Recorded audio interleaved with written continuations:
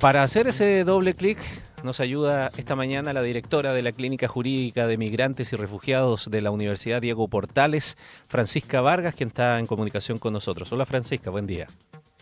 Hola Ramón, buenos días. Gracias por estar con nosotros, Francisca, a ver si nos ayuda a hacer este respectivo doble clic de lo general más a lo particular, partiendo por lo más básico que planteaba yo ayer en la introducción, ¿no? ¿Qué es una visa de reunificación familiar, Francisca? Sí, sí. Bueno, a ver, una visa de reunificación familiar, lo primero que hay que decir es que no es un programa de visas, sino que es un visado establecido en la legislación. O sea, la ley que pasó por el Congreso Nacional se aprobó y comenzó a regir en el año 2022, establece entre sus visados de residencia temporal, que son aquellos que se dan a personas que vienen a Chile con el ánimo de permanecer por un tiempo definido, se les otorgan visas de residencia temporal y una de las subcategorías es la residencia temporal. La residencia temporal por vínculos familiares. Y este visado tiene algunas características especiales que vale la pena destacar, entre ellas que el vínculo que tiene que tener la persona que está en Chile con la persona que está en el extranjero es que tiene que ser padre, madre, cónyuge, hijo o hija la persona que está afuera. Uno, y dos, que la persona que está en Chile no puede estar en cualquier calidad migratoria, sino que tiene que ser residente definitivo, con Ya, todos los papeles al día. ya, perfecto. ¿Cómo se hace este procedimiento? ¿Es de manera presencial o es de manera virtual que se entregan los antecedentes? Sí, desde la pandemia en realidad, el Estado ya estaba en este trabajo de modernización, ¿cierto? Y hoy en día es todo a través de plataforma virtual, de hecho no se aceptan las solicitudes presentadas en papel. Y esto es relativamente sencillo en el sentido de que la plataforma es bastante amigable, todavía tiene algunos problemas, pero cada vez más amigable. Lo que no es sencillo es reunir toda la documentación que allí se pide, ¿ya? Hay una serie de requisitos que están establecidos en la legislación, pero que además el Servicio Nacional de Migraciones en su sitio web también lo va explicitando. Y en la plataforma, la persona que quiere que venga, ¿cierto?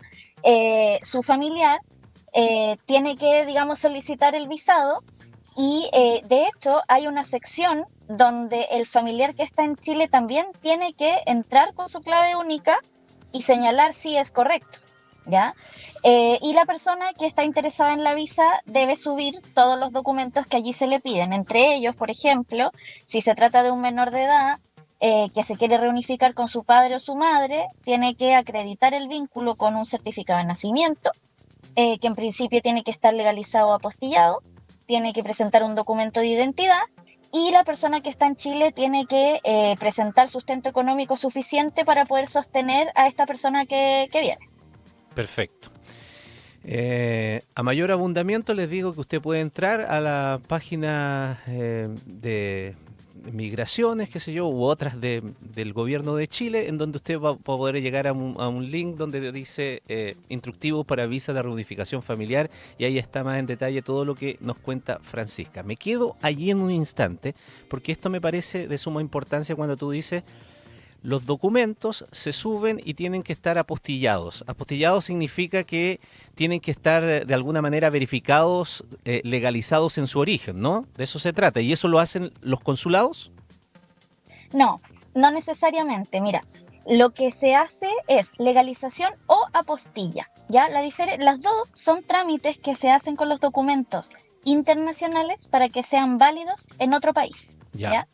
Entonces, ¿cuál es la diferencia? La diferencia es que los países que ratificaron la Convención de la Haya sobre la apostilla le ponen la apostilla, que es un trámite mucho más, entre comillas, sencillo. ¿En qué sentido? En que el propio Estado, por ejemplo Chile, dice ya, las instituciones que van a poder apostillar son el registro civil, el Ministerio de Relaciones Exteriores, etcétera, etcétera, y entonces uno puede pedir allí la apostilla de los documentos. ¿Ya? En cambio, la legalización en los países como Haití, que no han ratificado la Convención de la Haya sobre la apostilla, tienen que hacer una serie de validaciones en cadena para que ese documento, que en principio es un documento haitiano, tenga validez en Chile. ya. Lo digo eso porque ha habido mucha discusión respecto del memorándum en donde flexibilizó en algún instante esos requerimientos, dado cuenta de que había problemas con el consulado chileno en Haití. Eso en la Claro, práctica, ¿qué significaba? claro, mira, lo que pasa es que en esto de la legalización, que es una cadena, ¿cierto?, de distintas legalizaciones, para validar el documento, distintas firmas para validar el documento, una de ellas era la del consulado chileno en Haití.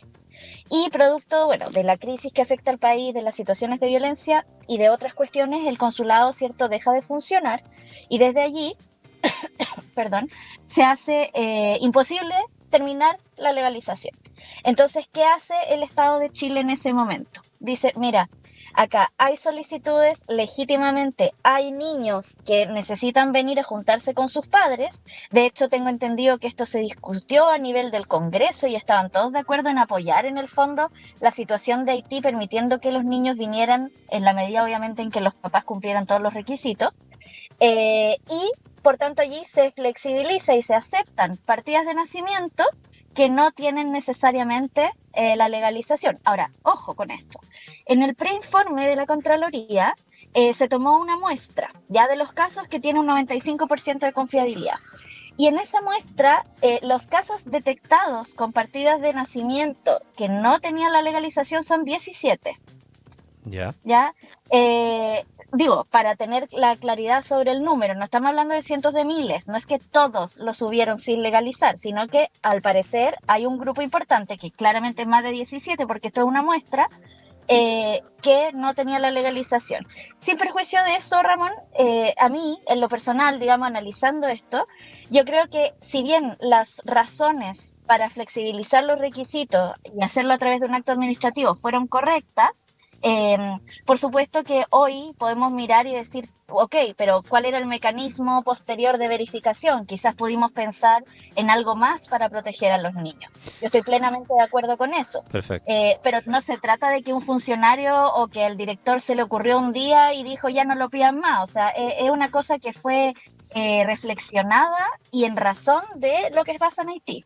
Correcto. El contexto sirve precisamente para entender las resoluciones que se tomaron en su momento. Dicho eso, cuando yo entrevisté al señor Taller, le pregunté a propósito de lo mismo, siguiendo esa misma línea de idea, si sin ese trámite en el consulado teníamos nosotros aquí en Chile la capacidad de verificar efectivamente de que no nos pasaran gato por liebre, por decirlo en términos sencillos, ¿no? O sea que sin ese trámite tuviésemos la capacidad aquí en Chile de certificar que esos documentos que están siendo presentados sí sean legítimos, y me decía que sí, que esa capacidad estaba y que de hecho se habían rechazado en otras situaciones, incluso algunos documentos apostillados, cuando todavía Sí, estaba ese trámite vigente, digamos, en el consulado, o pasando por ese trámite en el consulado, porque se había detectado aquí que pese a eso tenían dudas respecto de su veracidad.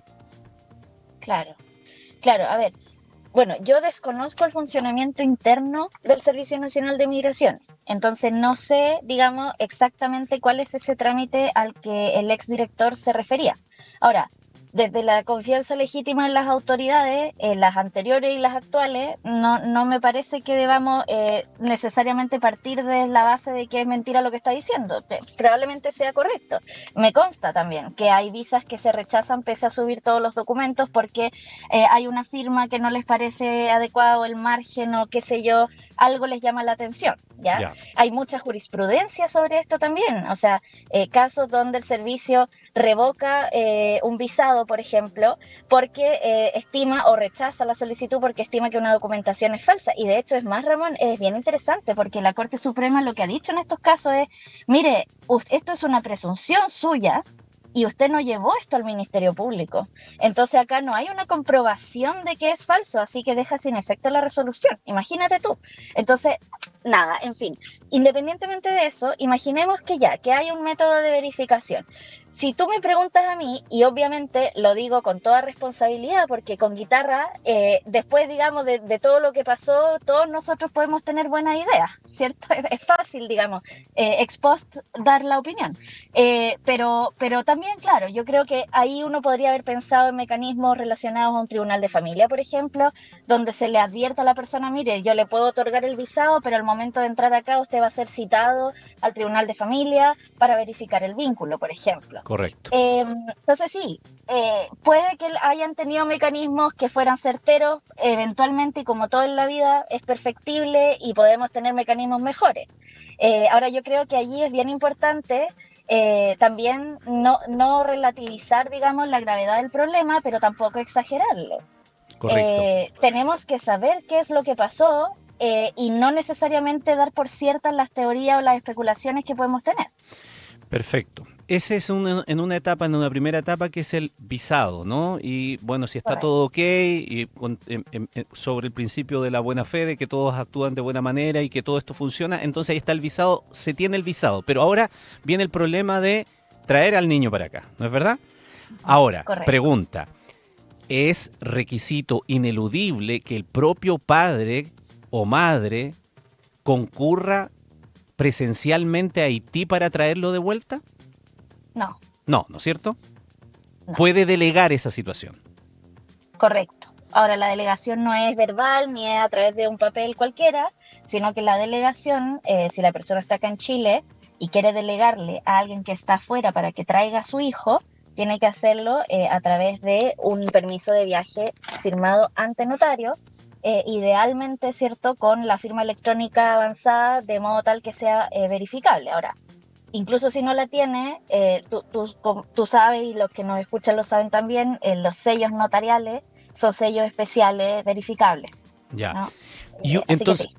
entonces, ok, pudiendo entonces hacer eso, no teniendo ningún impedimento, una persona X puede hacer esa tarea y traer más de un niño bajo esa premisa a nuestro país, siempre y cuando tenga las autorizaciones legales. Dicho de otra manera, aunque suene o se vea extraño que una persona pueda venir con más de un niño y no tenga un vínculo sanguíneo, puede estar haciendo esta labor. Eventualmente sí. Eventualmente sí. Que cobre por esa labor puede parecer raro o podemos tener un juicio moral, pero tampoco sería una irregularidad. En principio no, de lo que tú dices, o sea, éticamente podemos nosotros tener una opinión sobre el tema, pero en principio no hay ninguna norma que lo impida. Ahora, ojo con eso, que así a mí me parece que tenemos que hacer el punto de la importancia de que las autoridades, las autoridades chilenas, una vez que se encuentran con estos niños, por supuesto que deberían verificar las condiciones en las que estos niños se encuentran, sobre todo dado de que venían un grupo grande con una sola persona. Uh-huh. ¿Te fijas? Pero claro, no hay nada que establezca que es ilegal la figura, para nada. Es que ahí es donde me gusta detenerme en este instante, porque creo que se ha hecho más puntos respecto del número que puede traer alguien a verificar que el procedimiento esté correcto y que el destino final de esos menores sea el que está visado anteriormente y por el cual se dio el permiso. Claro, exactamente. O sea, yo entiendo. En estos días obviamente me ha pasado que con cada persona que me encuentro me dice, oh, mira, ¿y qué opinas de esto? Oh, mira, ¿y tú supiste? Ya. Entonces, claro, llama la atención cómo una persona va a traer 35 niños. Ya, pero a ver, miremos el contexto. No estamos hablando de que vienen desde Finlandia, estamos hablando de que vienen de un país que está en crisis, de que salir de Chile para una persona que se saca la mugre trabajando, probablemente en trabajos precarizados, no es llegar y decir, voy a buscar a Haití a mi hijo, voy y vuelvo. Haití además es una isla, o sea, obviamente hay que venir en avión. Entonces estamos hablando de unos costos económicos, laborales, etcétera, que puede ser, digamos, que muchos papás no puedan cumplir y por lo tanto recurran a algún tipo de servicio al amigo del amigo que me ayude con esto. Culturalmente también tenemos que entender que puede haber ahí maneras distintas de relacionarse y de entender los viajes, que nosotros quizás como chilenos no entendemos del todo o nos puede parecer bien o mal, pero en el fondo yo creo que también esto es una muestra de la poca interculturalidad con la que convivimos, de enseguida categorizar algo que no es ilegal necesariamente y que no necesariamente vulnera a los niños. Correcto. Pero dicho eso, también, al menos esa es mi visión, también aprendiendo un poco de todo esto que ha ocurrido, ¿no? Y conversando con muchas personas, Francisca, no sé si tú coincides allí conmigo, es que el proceso después de verificación de que ese tutor que trae 5, 2, 3, 4, 30, no sé, se certifique alguien aquí, vaya al aeropuerto o vaya al domicilio a chequear que ese niño llegó con su familia y todo eso, debiera ser parte del proceso. Y a todas luces, si es que aquí encontramos que no son ubicables y cuesta tanto, a claras luces demuestra que eso no ocurre. Claro, sí, yo estoy, Ramón, totalmente de acuerdo contigo. Leyendo el preinforme de Contraloría, efectivamente hay no me acuerdo en este momento la figura jurídica, puede ser un memorándum, pero es un documento interno, no es un protocolo, no es nada que esté en la ley ni en un reglamento, de PDI, donde se levanta un acta de entrega del menor de edad, ¿ya? Y en el preinforme, de hecho, aparece que, si mal no recuerdo, en 2 o en 3 casos, o quizás era 1, o sea, era entre 1 y 3, ¿ya? Y perdona ahí la imprecisión, pero eran tantas cifras que uno se va confundiendo, pero entre 1 y 3, niños respecto de los cuales el acta, digamos, no se hizo, ¿te fijas? Pero en todos los demás hubo un acta de entrega. Y desde allí, por supuesto que el llamado, y en eso coincido plenamente, es bueno a pensar, ok, no basta con una instrucción interna, esto tiene que estar en un protocolo o eventualmente en una normativa de público conocimiento que permita que los niños que vienen por reunificación familiar con una persona X, que su papá o su mamá o su cuidador, se encuentre con esa persona X. ¿Ya? Y allí, Ramón, a mí me parece relevante, sobre esa base, o sea, aceptando que no lo hicimos bien, que no lo hemos hecho bien y que como Estado lo tenemos que hacer bien, también mencionar que en el preinforme de la Contraloría se menciona que, claro, se hizo la visita de estos niños de la muestra, se hizo la visita a 105, más o menos, y de esos 105 a 64 no los encontraron. Pero cuando uno ve las causales por las cuales no los encontraron, la mayoría no fue encontrado porque los vecinos, qué sé yo, señalaron que no conocían a la familia o que se habían mudado. Entonces también aquí yo quiero hacer la alerta, y también lo digo con mucha esperanza, no necesariamente estos niños están desaparecidos con alguien que no es su papá. Puede ser que estén con su papá o su mamá en un domicilio desconocido. O no, y por eso la investigación de la Fiscalía es tan importante, para esclarecer los hechos. Exactamente. A ese punto vamos a abordar en el siguiente bloque de nuestro programa, porque de hecho ya hay en las primeras 24 horas al menos noticias que habría que confirmar, porque pueden haber repeticiones, son distintas fuentes, pero se habla de por lo menos 40 ubicaciones. Hasta este instante en solo 24 horas, pero hay que saber si son de los 64 o de los 105 o son otros nombres o están repetidos, qué sé yo, porque vienen de distintas fuentes. Pero hay que esperar y por lo tanto hay que ser muy prudente al respecto. Pero eso nos lleva a entender cómo es este sistema, revisarlo, ver la falencia y si hay un compromiso legítimo, verdadero, de cuidado de los menores, si ya estamos tan preocupados de los menores, bueno, entonces de buena fe también corregir lo que se haya hecho malo. Francisca Vargas, directora de la Clínica Jurídica de Migrantes y Refugiados de la Universidad Diego Portales, muchísimas gracias. Gracias a ti, Ramón, que estés muy bien.